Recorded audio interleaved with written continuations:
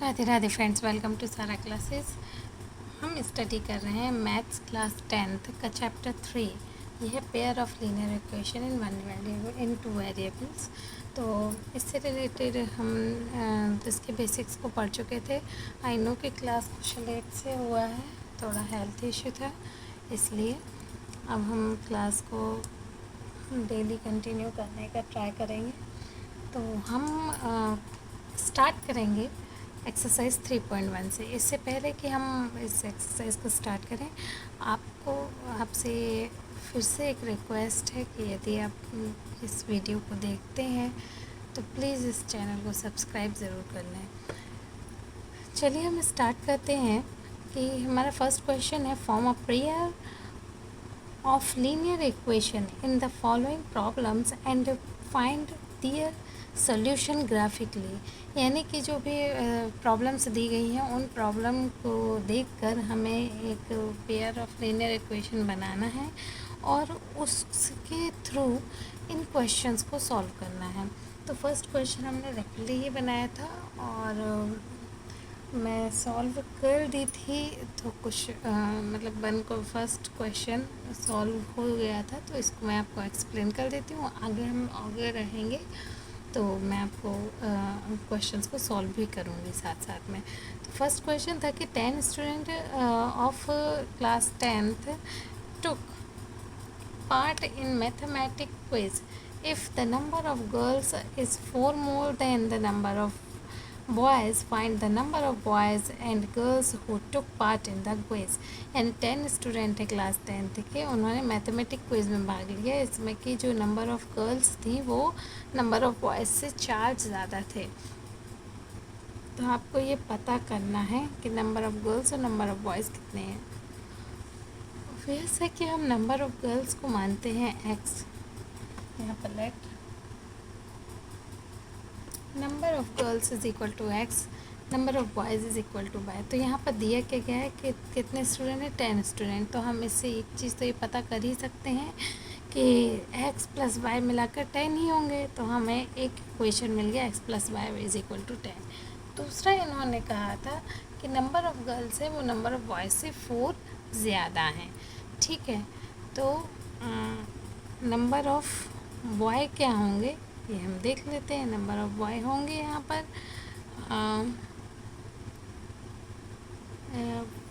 Y plus 4। Okay, यानी कि x is equal to y plus 4। Number of girls number of boys से 4 ज़्यादा है। तो हमारे दो इक्वेशन यहाँ पर फॉर्म हो गए। अब हम इन दोनों इक्वेशन को इसमें रखेंगे। इसमें हमने फर्स्ट देखिए x का वैल्यू यहाँ रखा है, तो y का वैल्यू 10 माइनस एक्स होगा इस इक्वेशन के थ्रू। जैसे हम यदि x रखते हैं कोई कुछ भी, तो y का वैल्यू हम इसके थ्रू निकाल सकते हैं। तो हमने यहाँ पर क्या किया कि x का वैल्यू 5 रखा, तो y का वैल्यू भी 5 आएगा 10 माइनस एक्स की वजह से। x का वैल्यू 6 रखने पर y का वैल्यू 4 आएगा।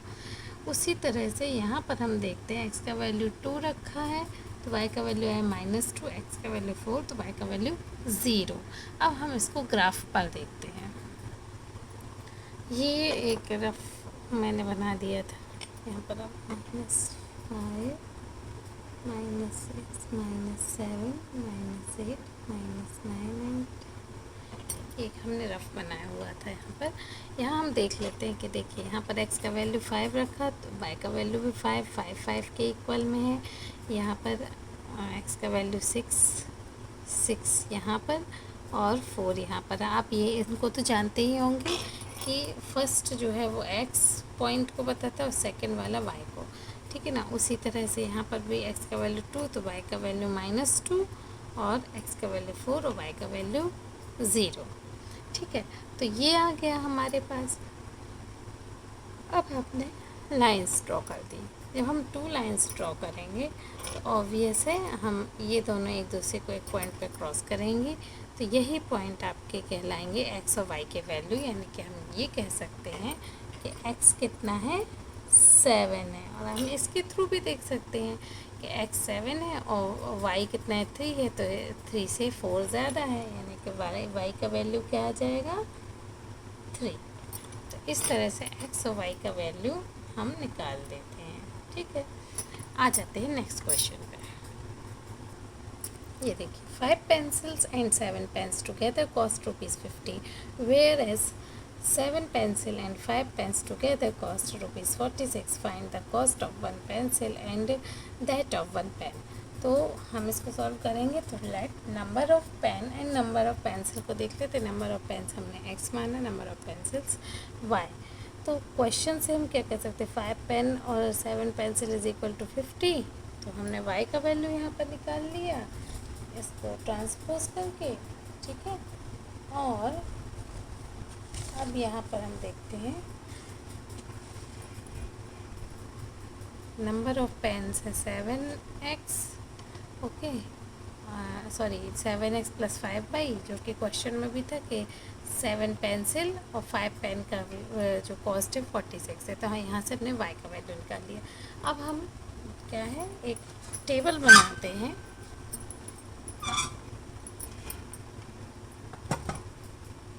टेबल ड्रॉ कर लें हम यहाँ पर। तो हम ऐसे रखेंगे कि हम इजीली इसको ग्राफ पेपर पर शो कर पाएँ, ठीक है। चलिए हम देख लेते हैं। यहाँ पर हम x का वैल्यू 3 रखते हैं, ठीक है। x का वैल्यू 3 रखने पे यहाँ क्या जाए, 5 3 = 15, 50 - 15 यानी कि 35। तो 7 5 × 35 है ना।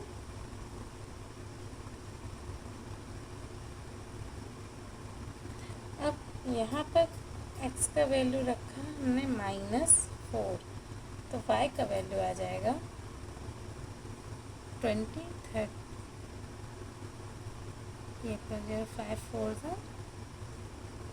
20, लेकिन ये माइनस का है तो यहाँ पर प्लस हो जाएगा। तो 50 + 20 यानी कि 70 / 7 यानी कि 10 आ जाएगा यहाँ पर, ठीक है। इसको तो आप लोग सॉल्व कर ही सकते हैं। अब हम इसका टेबल बना लेते हैं। ये जो दूसरा क्वेश्चन है इसका टेबल बना लेते हैं। यहाँ पर हम x का वैल्यू जब रखेंगे तो y का वैल्यू जो है वो आएगा 46 - 7x अपॉन में 5, ओके।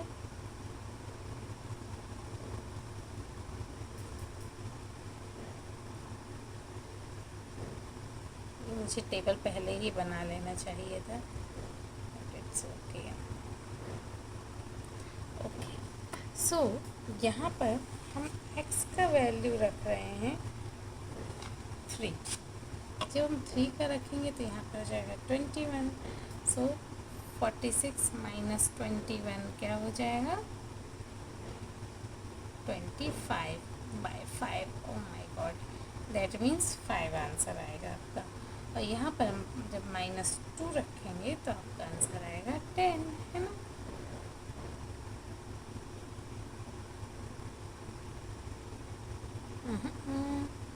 वेट, यहाँ पर जब हम -2 रखेंगे तो 7 2 = 14, यहाँ पर आ जाएगा 60, यानी कि 5 का वैल्यू क्या आएगा, 5 1 = एंड 5 2 = यानी कि 12, ओके। यहाँ पर आ जाएगा 12, ठीक है। अब हम इसको ग्राफ पेपर पे देखते हैं। चलिए हम अब ग्राफ पेपर पे देख लेते हैं, इससे आपको इजीली समझ में आएगा। x का वैल्यू ये देखिए 3 है और 3 रखने पर y का वैल्यू आ रहा था 5। तो हम इस पॉइंट को सर्किल करेंगे। अब x का वैल्यू -4 और y का 10, तो ये है -4 और y कहाँ जा रहा है, ये 10 से आगे जाएंगे तो यहाँ पे, ठीक है। तो y का वैल्यू क्या आ गया, 10। अब दूसरा हम देख लेते हैं। x का वैल्यू है 3, x का है 3 और y का है 5, यानी कि सेम ही आ गया दोनों, ठीक है ना। हम थोड़ा सा अलग भी कर सकते थे, ठीक है। 3 5 एंड 3 5 दोनों ही, दैट मीन्स 3 5 पर ही सिंपली कट हो रहा है, वो हमें समझ में आ ही गया कि आंसर क्या है, ठीक है। और ये -2 एंड 12, तो -2 ये है और 12 12 12 12, ठीक है। तो ये हैं लाइंस, हम इसको मैच कर देते हैं एक दूसरे को। ये 3 एंड 3 5 पर कट करेंगे। सिंपल है, सिंपल, यानी कि हमें x का वैल्यू मिल जाएगा क्या,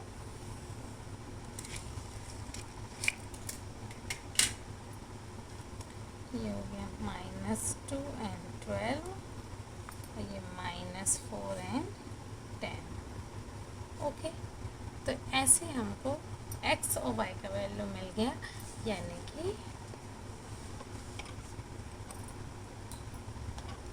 x का वैल्यू है हमारे पास 3 और y 5, यानी 1 पेन की वैल्यू है 3 और 1 पेंसिल की वैल्यू है 5।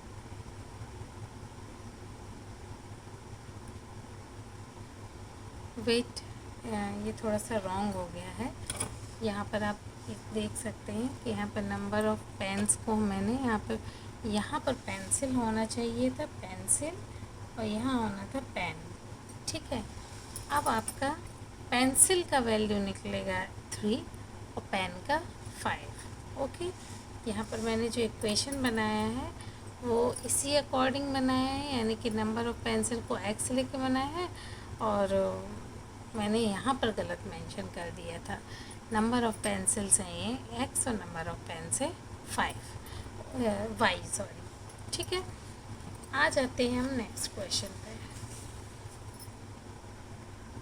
हमारा जो नेक्स्ट क्वेश्चन है, ये क्वेश्चन है कि आपको कंपेयर करना है इनको, रेशो को, और ये पता करना है कि ये जो लाइन दी गई हैं ये इंटरसेक्ट करती हैं, पैरेलल है या कोइंसिडेंट है। कोइंसिडेंट यानी एक के ऊपर एक बनी हुई है। तो यहाँ पर आपको ये पता होना चाहिए, और नहीं पता है तो एक बार हम रिवाइज कर देते हैं। मैंने लास्ट क्लास में वैसे बताया हुआ था कि the A1/A2 is not equal to B1/B2 is not equal to C1/C2। इसका मतलब ये लाइंस क्या हैं, इंटरसेक्ट कर रहे हैं। Okay, second thing, A1/A2 is equal to B1/B2 is equal to C1/C2। इसका मतलब यानी तीनों ही इक्वल है, इसका मतलब कोइंसिडेंट है, ठीक है।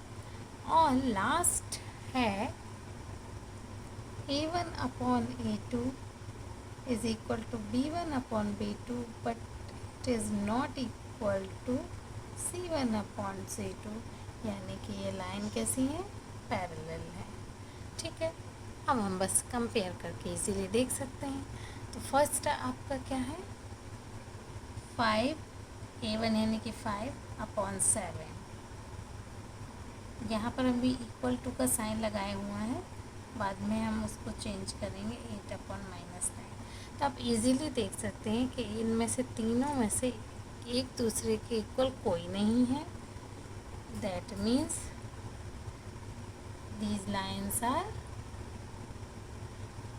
these linear equations, that means these lines are intersecting,